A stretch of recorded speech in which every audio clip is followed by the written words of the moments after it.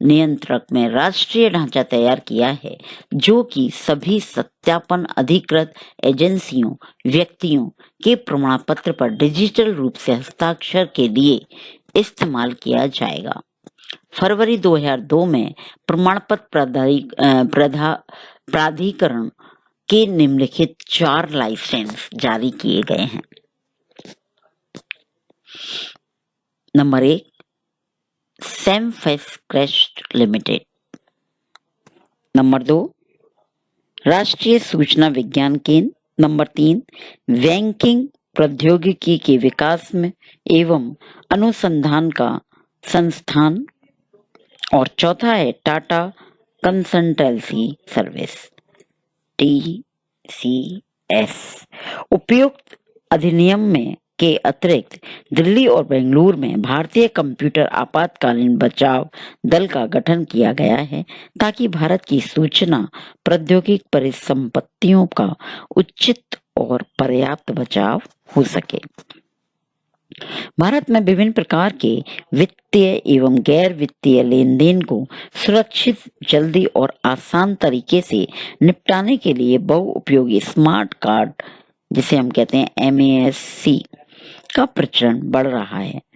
Card तकनीकी प्रगति के साथ साथ किफायती पड़ते जा रहे हैं और इस कारण एक ही कार्ड पर अनेक उपयोग उपलब्ध कर पाना कंपनियों के लिए संभव हो पाया है।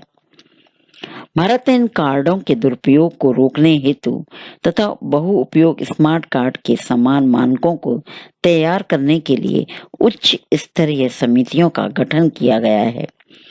इससे संबंधित उत्पादों और प्रौद्योगिकियों को बढ़ावा देने के लिए सुरक्षा परीक्षण उपायों की कुछ विकास परियोजनाएं चलाई गई हैं, जैसे स्मार्ट कार्ड पर ट्रांसपोर्ट एप्लीकेशंस और multi applications smart card based payment system.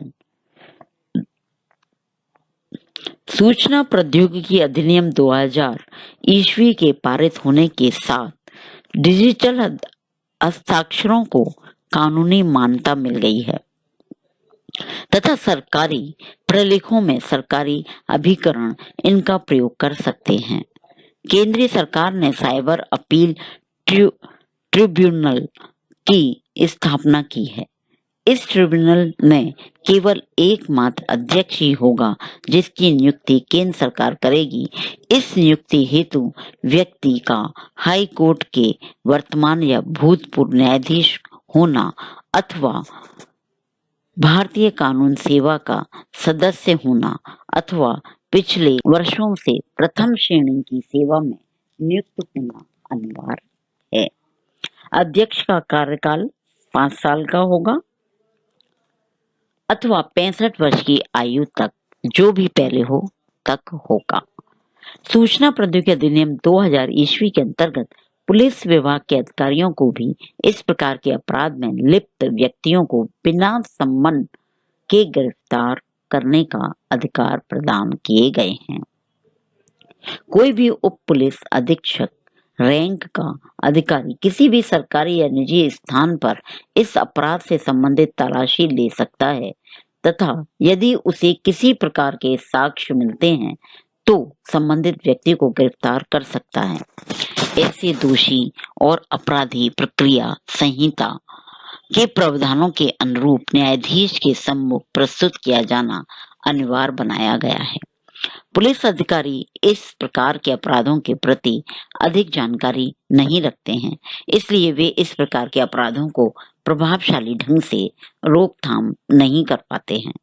तो इसलिए हमारे लिए पहले जरूरी है कि जो पुलिस अधिकारी हैं उनको इसका पूर्ण रूप से ज्ञान दिया जाए।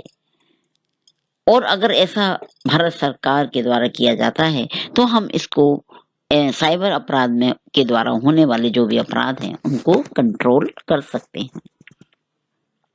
सूचना प्रौद्योगिकी अधिनियम 2000 ईस्वी के अतिरिक्त सरकार ने साइबर अपराधों के रोकने हेतु निम्नलिखित नियम पारित किए हैं ताकि जनसाधारण इसके प्रति जागरूक हो सके।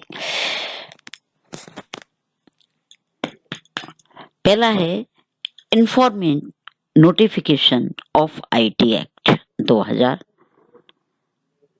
Information technology certify authorize rules 2000, cyber regulations applied tribunal procedure rules 2000, information technology other जो भी हमारे रूल्स हैं 2003, इंफॉर्मेशन टेक्नोलॉजी चाहे वो qualification and experience of adjusting terms, officers and manners of holding inquiry, और नेक्स्ट है cyber regulations applicant tribunal salary allowance and others terms इनसे संबंधित, और इंफॉर्मेशन टेक्नोलॉजी अदर्स स्टैंडर्ड्स, और लास्ट है साइबर रेगुलेशन एडवाइजरी कमेटी। इस तरह से उन्होंने कुछ 8 नियम पारित करे हैं जिनके आधार पर क्या हो सकता है, हम लोगों को जागरूक कर सकते हैं।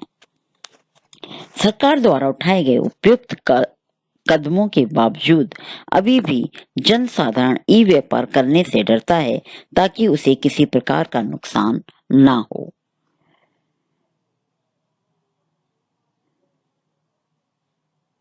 लेकिन सरकार जनसाधारण में अभी तक इसके लिए जरूरी विश्वास पैदा नहीं कर पाई है।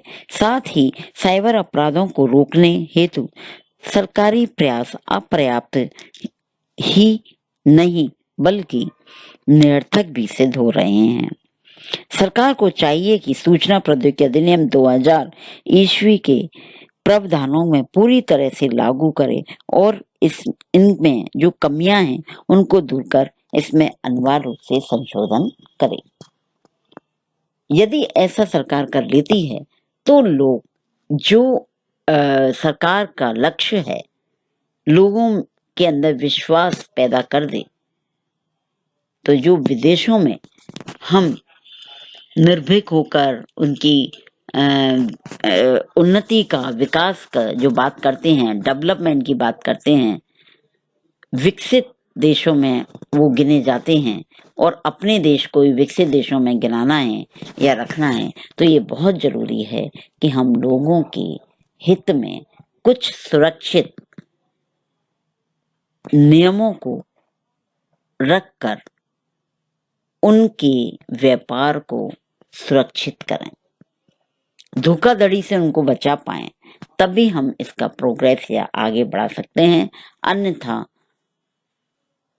हर व्यक्ति, हर व्यापारी इस कार्य को करने से, आज भी इतना विकास होने के बाद हर व्यक्ति मोबाइल और इंटरनेट के द्वारा हर कार्य को कर रहा है, फिर भी अभी लेन देन की जो प्रक्रिया है वो फेस टू फेस, प्रत्यक्ष रूप में या कैश रूप में ही करना चाहता है। ऑनलाइन ट्रांजैक्शन करने से वह डरता है कि कहीं ऐसा नहीं हो कि जो मैं कर रहा हूं वो किसी गलत व्यक्ति को चला जाए और मेरा सारा पैसा वहां पर अटक जाए। तो कहने का तात्पर्य है बच्चों कि जो साइबर अपराध हैं वो अगर हमको रोकने हैं तो उसके लिए सरकार के साथ साथ आम जनता को भी उसकी क्या प्रक्रिया है, कैसे हमें करना चाहिए, उनको सीखना चाहिए, और हमें किन चीजों से बचना चाहिए जिसके कारण ये अपराधी अपराध करते हैं। जब हम जागरूक होकर, सचेत होकर अपना काम करेंगे तो ऐसी धोखाधड़ी से अपने आप को बचा सकते हैं। तो इस प्रकार से जो साइबर अपराध हैं वो हमारे आते हैं, 3 प्रकार के मुख्य बताए हैं, और इस आधार पर हम उनसे अपने आप को सुरक्षित कर सकते हैं।